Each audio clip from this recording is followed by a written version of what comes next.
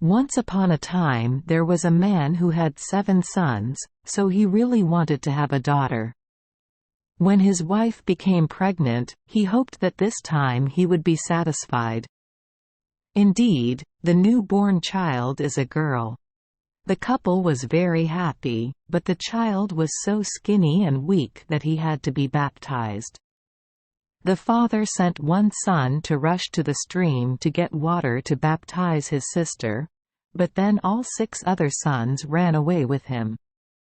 The 7 children fought over the jar to scoop water, and the jar splashed into the stream.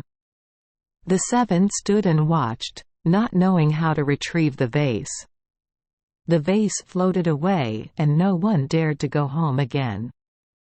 After waiting for a long time and not seeing his son return, the father became impatient and said, "Those damned people must be busy playing again." The father was afraid that his daughter would die without being baptized, so he got angry and cursed her. "I wish all 7 of them would become crows."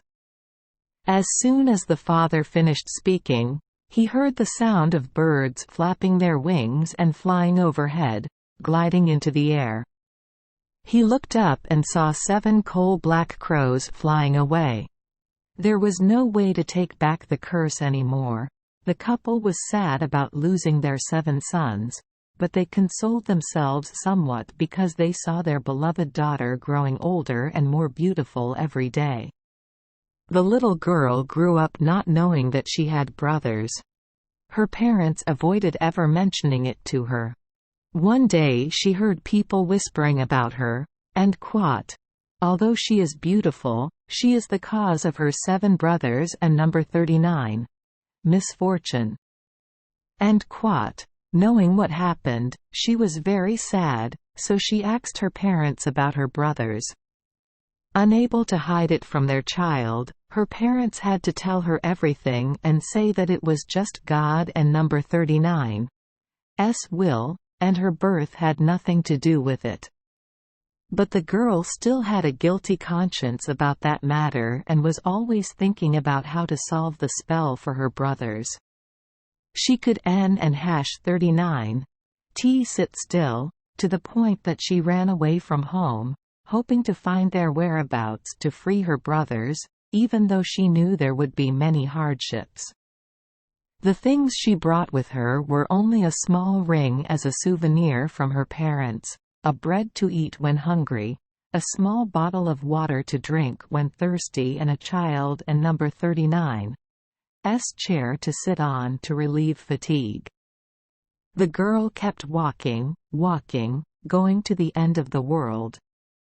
She went to the sun, but the sun was so hot and looked scary, it seemed to catch children.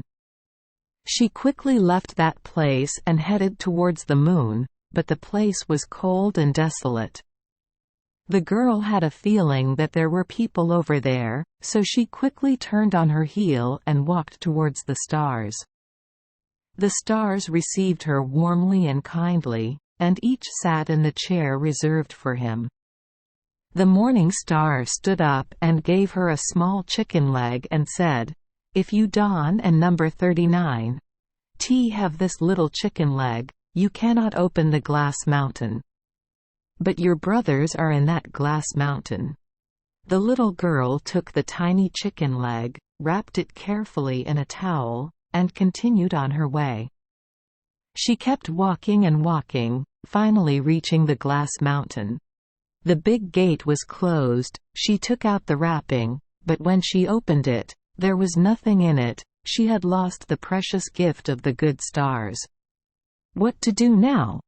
She wants to save her brothers, but doesn't and #39 have the key to open the gate to the glass mountain. The girl then took out her knife, cut off one of her tiny fingers, inserted it into the lock and luckily opened the gate. When the girl stepped inside, a small old man came out and asked, "What are you looking for here?" The girl answered, "I and number 39 am looking for my brothers, the 7 crows." The old man said, "The crows are not home, but if you want to wait for them to return, come here."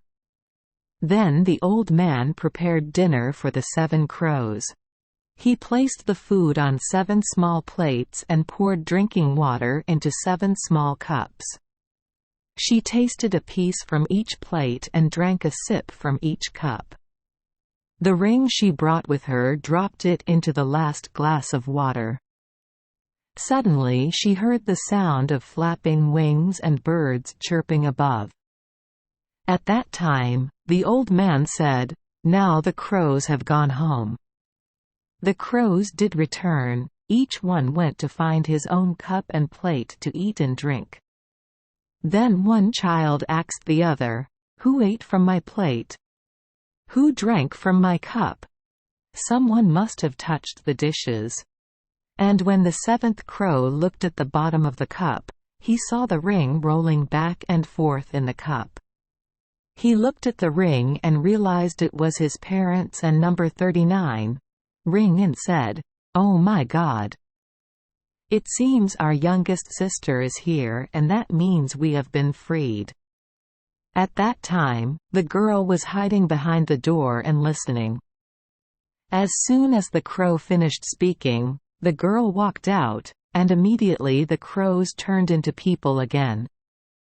Overjoyed, the 8 brothers hugged and kissed each other passionately, then happily went home together. Thank you for joining us for today's fairy tale. We hope these stories bring joy and meaning to your day.